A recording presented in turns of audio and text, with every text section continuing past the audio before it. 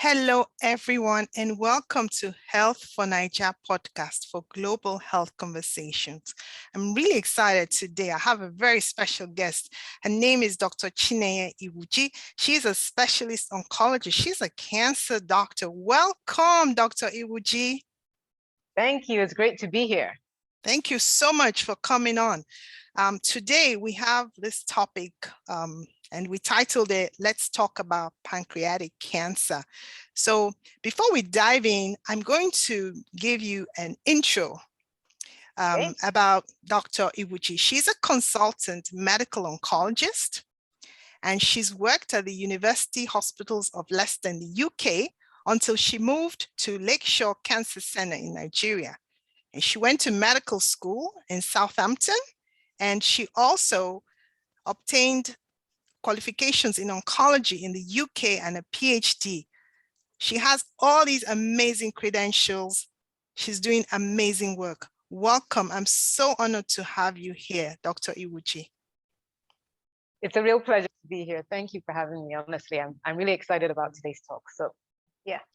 So before we dive in, because I see these credentials you have are just amazing and incredible. So tell me, why did you decide to become a doctor? Okay, so actually, I decided to become a doctor at a very young age. I must have been about 4 years old or something really crazy, because I was a strange child. I actually liked going to the doctor's office. I just loved going to the doctors just for checkups and things. And then one day I saw a female doctor for the first time. And I said to my mother, I said, Mom, can a woman be a doctor? And she was like, of course she can. And from that day, I just said, that's it. That's what I want to do. I want to become a doctor. And I really haven't looked back from that, to be honest. All the way through high school, university, med school, everything, it's like, it has been the journey that I was meant to take. So I've just always loved being a doctor. Yeah, that's amazing. That's really beautiful. The work you do is really important. I think especially now with cancer on the increase. So I know this is a topic that is very important, especially as November is cancer awareness, pancreatic cancer awareness month. So this is a very important topic to have here. So let's dive in, and I'm just going to ask you some questions, and then hopefully our audience will get a lot of good information out of this conversation. This conversation is only for educational purposes, and it's not any kind of medical advice. So that's our disclaimer here. We're just providing health conversations and health education. So let's dive in. So the first question I have is, what exactly is pancreatic cancer? Okay, so in order to explain what pancreatic cancer is, I think I need to go back and explain what the pancreas is in the first place. So the pancreas is this organ. It's basically an organ that sits pretty much in the middle of your stomach, just under your breastbone. And it's responsible for making the hormones and the juices that help you digest food. And so if you get the cells of these pancreas growing and they start to grow out of control and they don't listen to the body's normal commands to keep them in check, they just grow and grow and grow, and then they start invading other organs around them and start spreading to other parts of the body. That's what is pancreatic cancer. It's when the cells sort of grow out of control and misbehave, basically. Okay, so cancer is just when the cells just go out of control. And in this situation, pancreatic cancer, it's occurring in the pancreas. And so Yes, that's why exactly it's called right. pancreatic cancer. And so the thing is, you hear of pancreatic cancer, and by the time people are presenting with pancreatic cancer, they've already presented in late stage. So what are the stages of pancreatic cancer, and how can people find this pancreatic cancer before it gets to advanced stages? So that is a good point and a good question. So first of all, the stages of pancreatic cancer are, to just cut a long story short, you have the early stage pancreatic cancer. So that's where the cancer is pretty much just in the pancreas. And so you can still treat it with things like surgery. You can just cut it out and it's it's easier to manage when it's in that early stage before it has started spreading outside the pancreas. But when it starts spreading outside the pancreas, maybe to the little areas around that pancreas, and then to different parts of the body. So let's say it jumps from the pancreas and sends a seed into the liver or the lungs, for example. That's what we call late stage pancreatic cancer. Or you might hear people talking about using the word metastasis. So that means it's basically spread from that pancreas and sent a seed to another part of the body altogether. And in that stage of pancreatic cancer, it's a lot harder to treat with things like surgery. You're just then trying to control the cancer and keep it from spreading elsewhere or growing any bigger. And so, unfortunately, a lot of pancreatic cancer is diagnosed in that very late stage. And that is just because of how the symptoms of pancreatic cancer are very, very difficult to detect. So early pancreatic cancer, you don't tend to get many symptoms at all, actually, just because of where it is and because the cells can be growing, sitting there growing without actually causing enough damage to send signals to the rest of the body. But as it starts growing bigger and affecting the organs around it, like the liver, for example, you can start getting symptoms like jaundice. So jaundice is when you notice that your eyes might go yellow, your skin might go yellow as well, your urine might turn really dark. And in some cases, your stool can also go, your stool can get really, really pale. So that generally happens in pancreatic cancer if it's affecting the liver or the ducts. The ducts are the tubes that drain the pancreas. Now, let me just put a disclaimer there. It doesn't mean that just because you get jaundice, you have pancreatic cancer. You can have jaundice for different reasons, but jaundice is one of the potential signs of pancreatic cancer. Right. But then the other signs can be really non-specific, like weight loss, tiredness, your stomach might start getting a bit bigger, you might feel a bit queasy. And again, the average person is not going to jump to the conclusion that they have pancreatic cancer just from those vague symptoms. So that is why it's quite hard to catch the cancer until it's become quite advanced and starts showing up in a bit more sinister ways. So if someone has these symptoms that you've described, who should they see? What kind of specialist should they see? Well, first, when you have these symptoms, like I say, that are non-specific, like tiredness, weight loss, and nausea, you should just see your general doctor. So in the UK, it would be your general practitioner. In the US, it would be your family doctor. So just a general doctor who can do an examination and take the story from you of what's going on and do some blood tests as well. But if you get something like the jaundice, like the yellowing of the eyes, yes, you can still see your general practitioner or family doctor.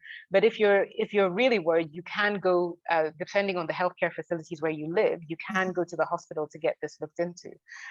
Because really, if you do the first investigations, like I said, the blood tests, then the next step would be to get a scan. So you might want to get an ultrasound scan, maybe a CT scan, just so we can have a look in more detail of what's going on inside the body.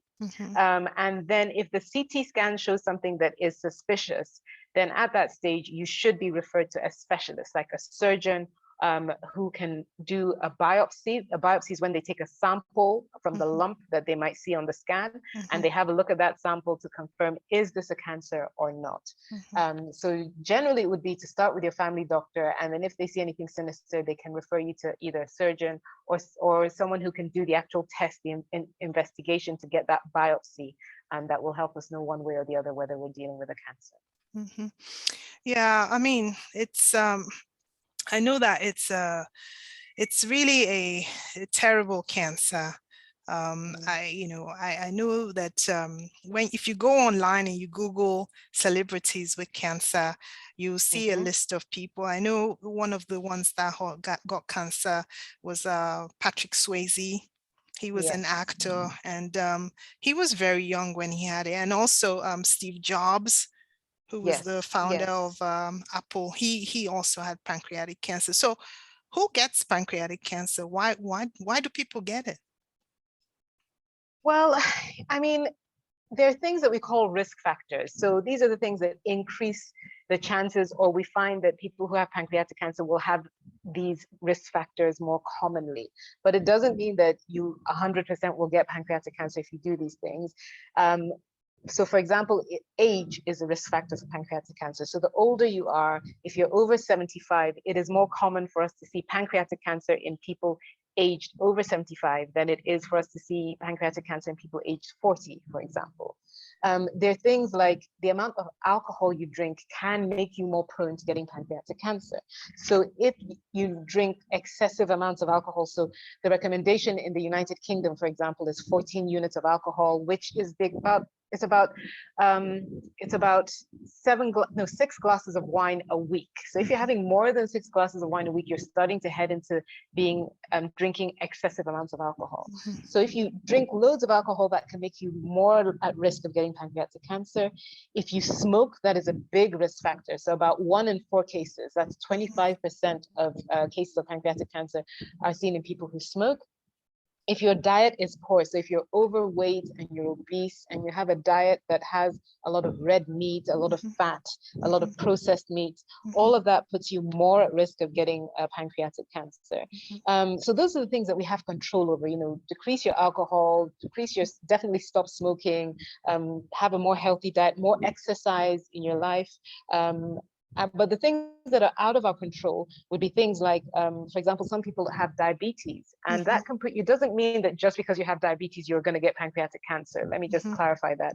But if you have a history of diabetes, then you would have a higher risk than the average person in the population of getting pancreatic cancer. There's another condition called pancreatitis. So that means your pancreas is always inflamed. You might just get a lot of pain in that stomach area. And if you have that condition, you might be more at risk of getting pancreatic cancer. And then there's some genes, some genetic factors that can make you more at risk. So it's actually quite a small percentage, only about 5 to 10% of pancreatic cancers are related to your genes and your family history. But if you do have a history in your family, like someone in your family got pancreatic cancer, particularly if they got it quite young, under the age of 40, or if you have this gene called the BRCA gene that some people might have heard of in breast cancer, for example, if you have those kind of genes in your family, then you could be at a higher risk of developing the pancreatic cancer. So I think in terms of when you were saying what shall we do to prevent the lower the risk of getting the pancreatic cancer, it would be that healthy lifestyle that I just talked about, more exercise, be a healthy weight, less alcohol, don't smoke. But if you also have a history in your family of a lot of cancers, particularly pancreatic cancer, breast cancer, even ovarian cancer, then you might want to get yourself do tests, for example, if you notice any of the symptoms I've mentioned before. Okay, this is really helpful. I mean, I think a healthy lifestyle, don't smoke, don't drink, seems to be really the mantra for wellness for so many other diseases and cancer. Exercise, so those seem to be quite protective, reduce consumption of red meat. So I hear that a lot from a lot of the guests that have come onto the podcast, and that seems to be the general advice that doctors are giving to people to stay healthy, to reduce the risk of cancer, and in this case also pancreatic cancer. So that's really helpful information. So all right, so so if someone comes to you, they've been diagnosed by their doctor, their primary care doctor, or their gastroenterologist, so you are a specialist, you're a cancer specialist. So if someone comes to you for pancreatic cancer care, what are their options? Because a lot of people hear cancer and they really get scared. They really think that's the end of them. But I know that there are various treatment options available that prolong life and provide quality of life as well. So what would be the sort of treatment options for someone presenting with pancreatic cancer? So there are a number of different treatment options. And again, it depends on the stage of the pancreatic cancer. So like I said before, if you have an early stage pancreatic cancer, so it's quite localized, it's just in that pancreas area, then we could offer surgery as a means of taking the cancer out. And so that would be one treatment option. Sometimes we give chemotherapy on its own, or a combination of chemotherapy and radiotherapy for pancreatic cancer. Sometimes we give the treatments in sequence. So you might have chemotherapy first to try and shrink the tumor down so that it's easier for us to then go ahead and do the surgery, thereafter to take the tumor out.